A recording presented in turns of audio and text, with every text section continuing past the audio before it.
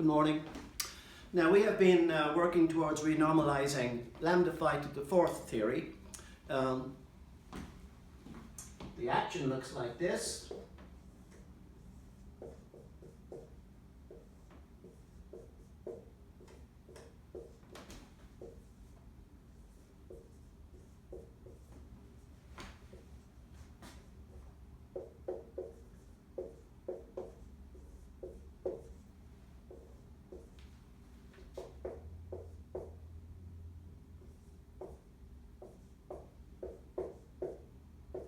Now we adjusted this to make this 4 become 2 omega dimensions. And epsilon is 2 minus omega. Omega is 2 minus epsilon. So 2 omega is going to be 4 minus 2 epsilon. And then we take the limit as epsilon goes to 0, which gives us 4 dimensions, returns them. Now at the same time we had to introduce a new mass scale, this one, and calling this lambda dash, adjusting that and so on and so forth.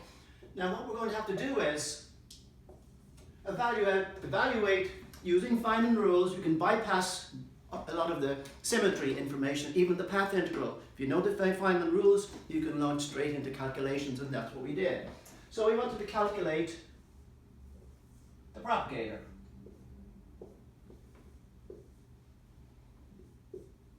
To one loop only. That's sufficient for renormalizing mass. This is a 2-point function. It's a 2-point Green's function.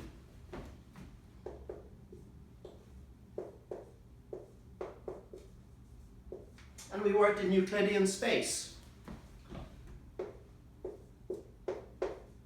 And we had a symmetry factor in here.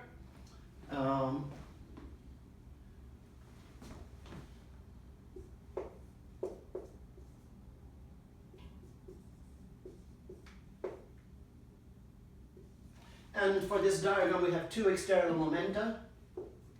It goes away in the next part when we look at this vertex function. So we have propagator, and the loop momentum.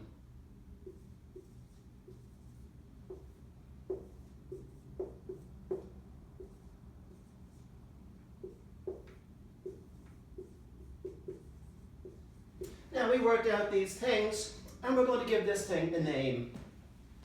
This, well, we'll call this G0.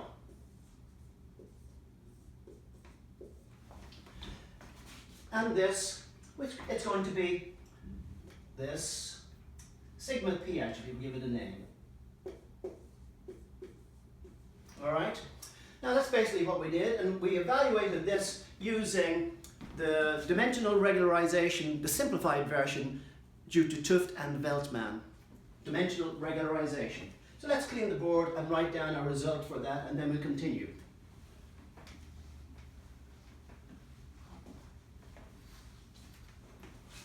I'll let you watch that. Now this stuff is all covered in quantum field theory 1, 2, and 3. So you have to go back and look at all that stuff.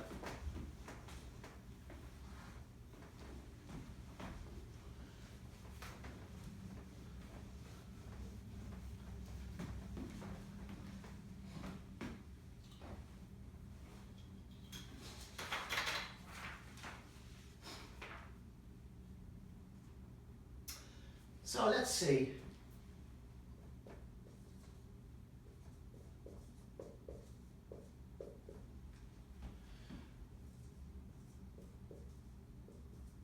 This is the G0. In Euclidean space.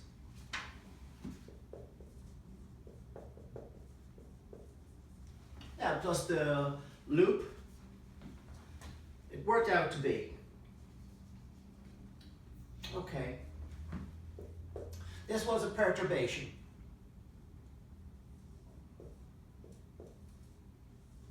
And that's the first order one. That's basically this diagram here. Well, we could go to higher orders.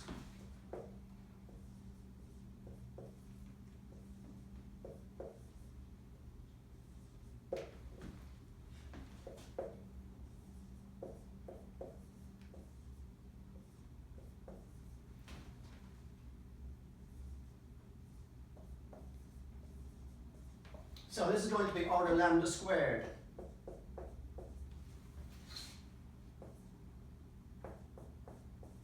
And this is going to be order lambda cubed. And this one is order lambda, where lambda is the coupling parameter, coupling constant. So, what did we get? For sigma, we got, okay,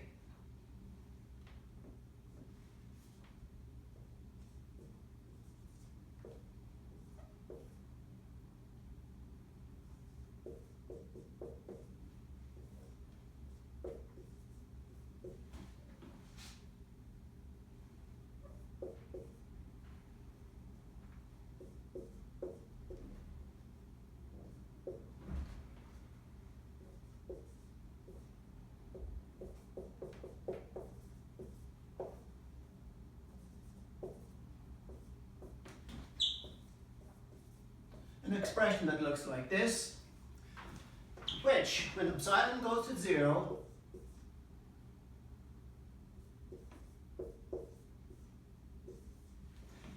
this thing becomes infinite, okay? So it has a divergence here, and this is called regularizing, to extract the pole. So we can identify the pole and remove it. Now psi 2, it has a value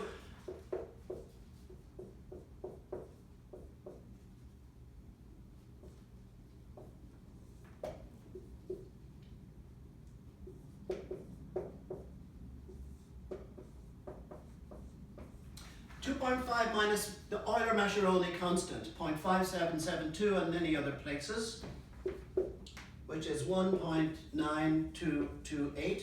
I might have had an error in the last word with that one. In other words, psi 1 plus 1 is 1 plus 1 over 2 plus 1 over n minus gamma. It's an expression like that. Okay. Now this is actually a negative sign here.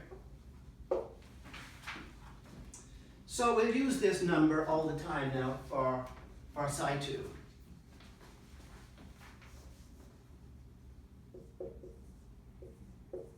And I just put it in.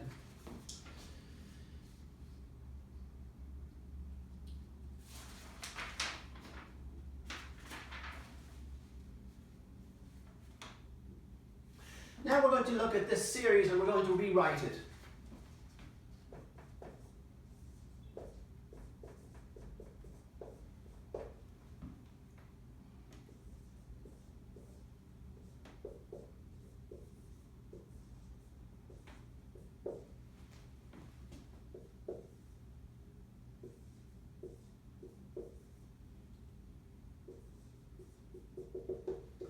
And pay attention for this because you're not going to find it in books. I couldn't find it in any books, I had to figure it out.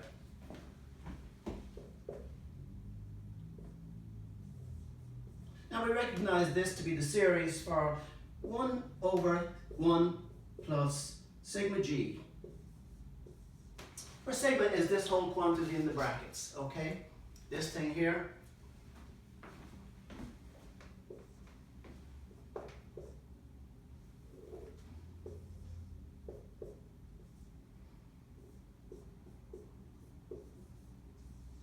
And we can bring this downstairs and take up its inverse. And G0 is always that thing.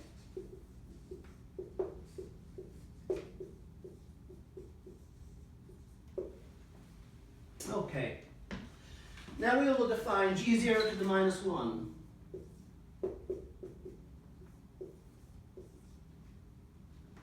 As being sigma 0, but not sigma as its own, we'll give it a sigma 0 symbol. So,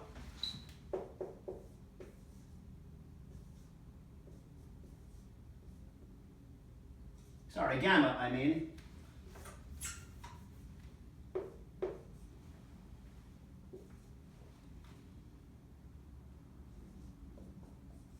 and they are mutually reciprocal. Okay?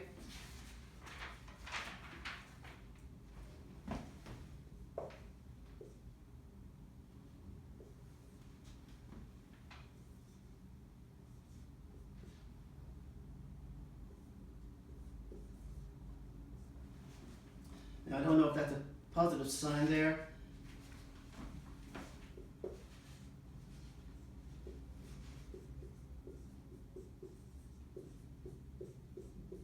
So we get a very nice result for G2P0. So therefore, if that's what G2P0 is, its reciprocal, gamma,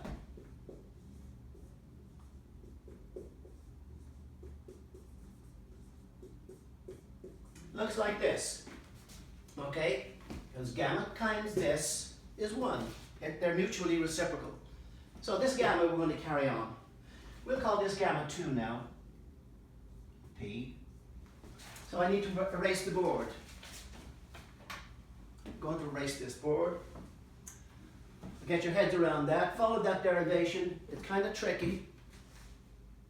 We just expand out this, recognize the series for 1 over x, and we bring this downstairs. So we bring it downstairs, we have to write it as a reciprocal, and then take it out as a common factor. There should be a g here.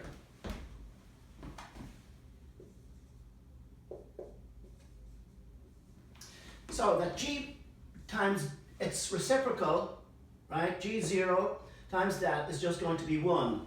So this times 1, that's where that comes from. All right? Okay, so that's good enough for that.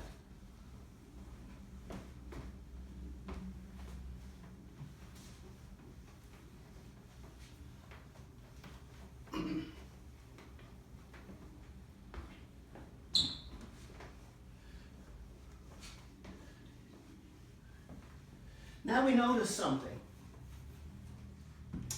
We take this gamma.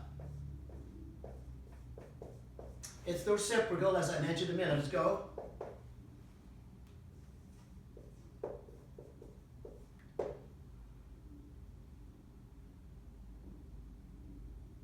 The reciprocal of that.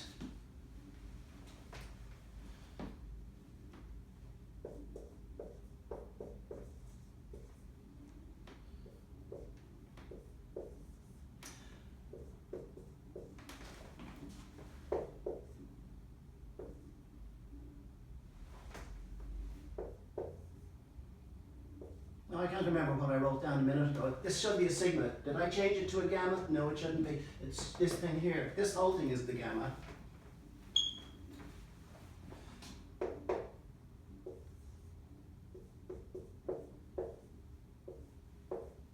They are mutually reciprocal. This expression is this thing here, minus the legs.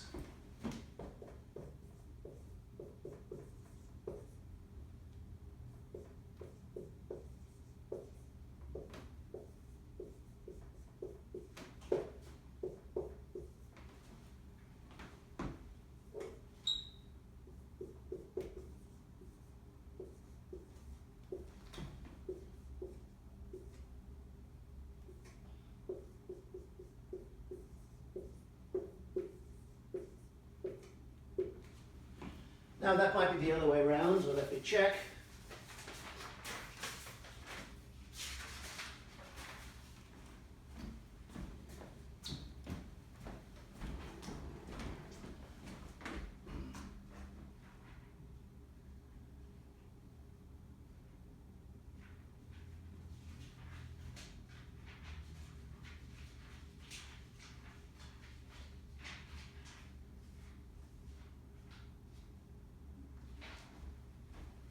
No, m squared over 4 pi mu squared.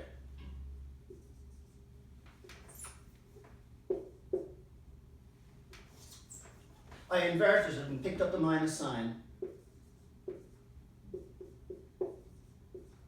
Okay.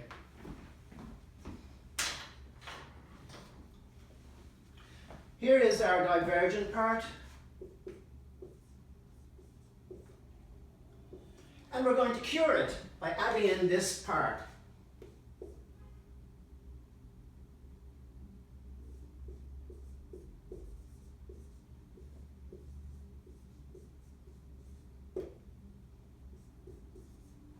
So it's in essence now, by adding this to the Lagrangian, we have renormalized because they will now cancel. Right? That is now renormalized. It's equivalent to including this particular term in the Lagrangian. Now, if I can find it.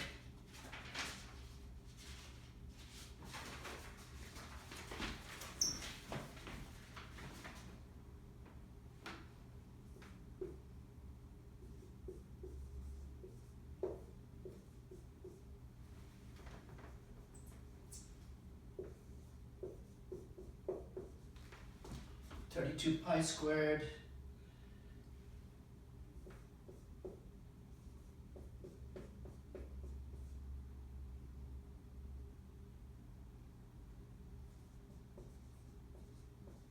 now we also have to include an arbitrary function which we can use a prescription to find later on.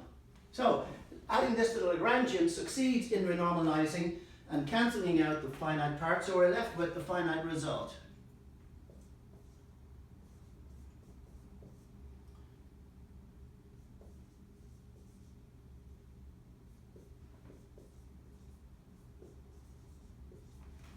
And that's the beauty of renormalization.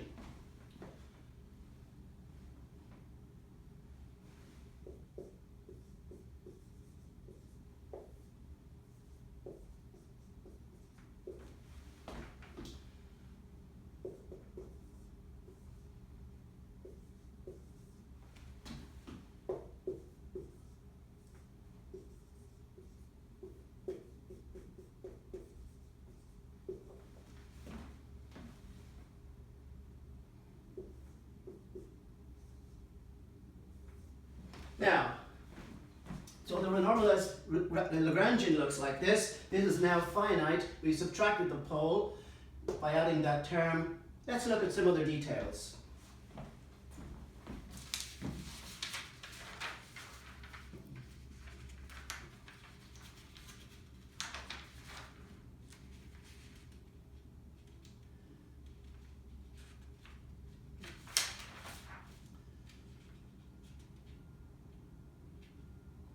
Well, in fact, that should be sufficient. So I look what the new Lagrangian looks like.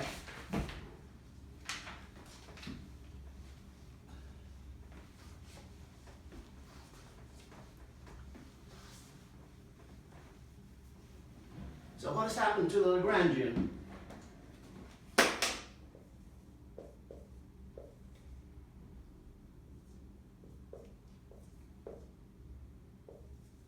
We're not just looking at the Lagrangian because the action contains the Lagrangian. So we've just essentially adopted a new form of it.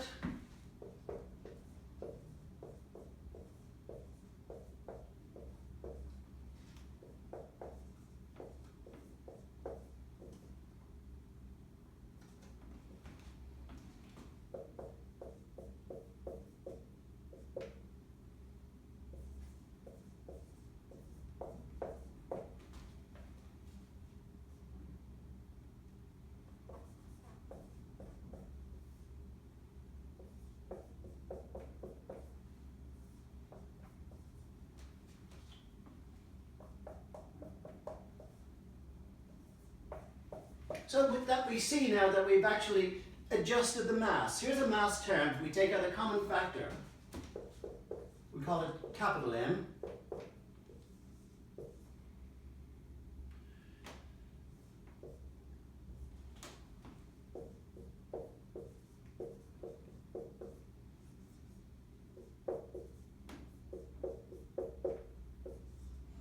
So our new mass looks like this. We're going to call this the renormalized mass.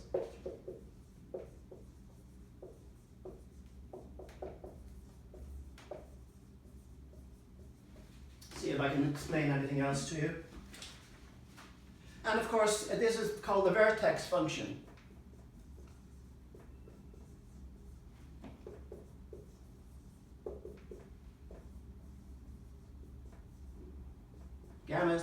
vertex. So I let you get your heads around that because I'm just going to put one more thing on the board before we wrap up this talk. The next talk we're going to cover is the renormalization group. Now I have to tell you that to complete the renormalization we have to go to higher order, to order lambda squared, and work out two loop diagrams. Diagrams such as this.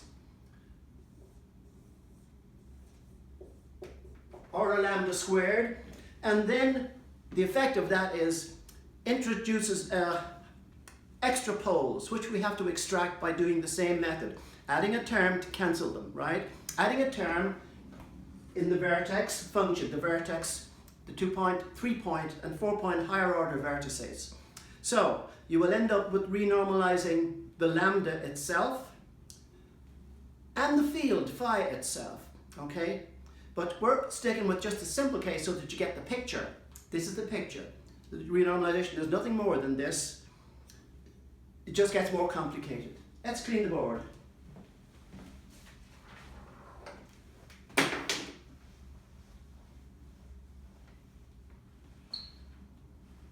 I'm going to leave this one on the board.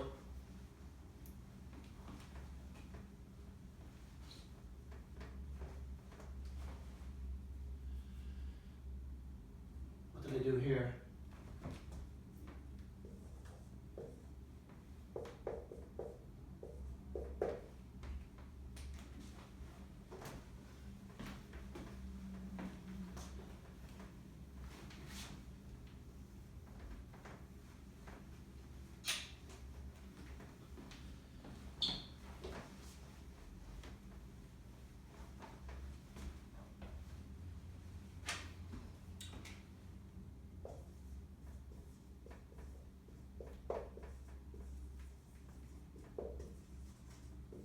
Now we expect that the Lagrangian and the parameter in the Lagrangian should be scale invariant as we increase the energy scale or the momentum scale. That's expressed by an equation called the Renormalization Group Equation.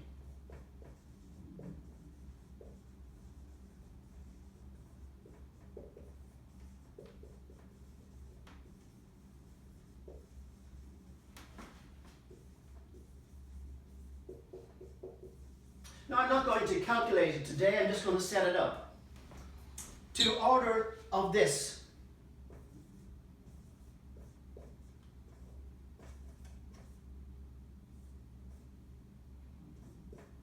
Mu times the gamma by the mu will remain dimensionless. Dimension of mass, the dimension of mass, or the dimension of gamma. I guess it's not dimensionless. What has it got? Whatever that dimension is anyway. Here is the expression. So that's going to be like this.